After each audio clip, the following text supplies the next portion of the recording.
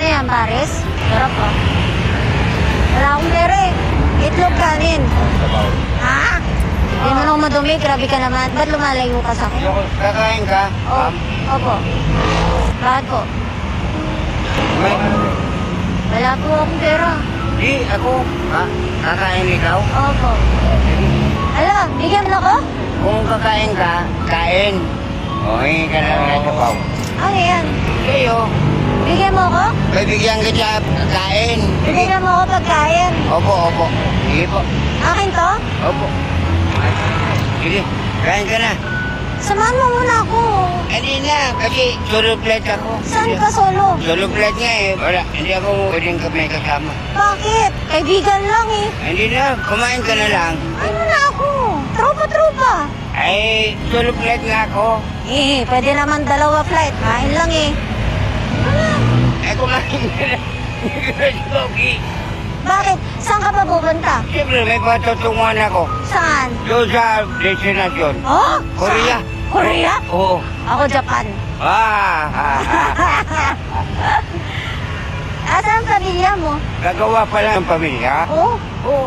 Kaya nga, pupunta ako ng Korea. Sa Korea ka ba gagawa? Opo. Oh. Para magkaroon ako ng pamilya.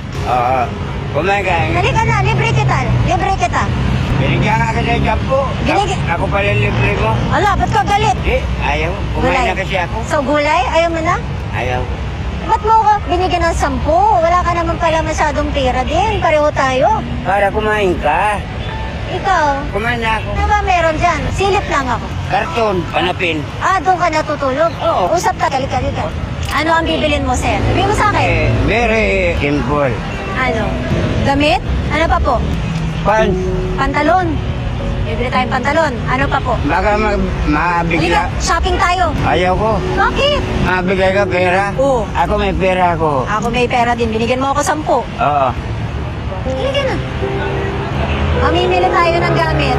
Damit lang akin, tsaka... Tsaka gusto mo tutulugan? Hindi na. Dito lang naman ako natutulog eh. Muna natin ng tutulugan. Hindi na.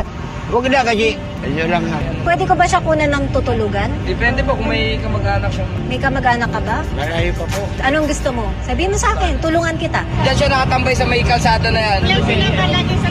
Gusto ko tulungan si tatay. Gusto ko siya bigyan sana ng pera. Kasi nakita ko, ilan lang yung barya niya. Sobrang natouch ako kasi wala nga siyang tirahan. Dala lang daw niya karton, dun siya natutulog. Ngayon, gusto ko siyang bigyan. Kausap siya ngayon ng team namin. Ang problema daw, pag binigyan ng pera, uutuin daw siya ng mga tao. I think meron siyang problema din sa pag-iisip. Kanina hindi talaga ako takot sa kanya kasi hindi naman siya nananakit o ano. Pinapaalala pa rin yung kumain. Grabe.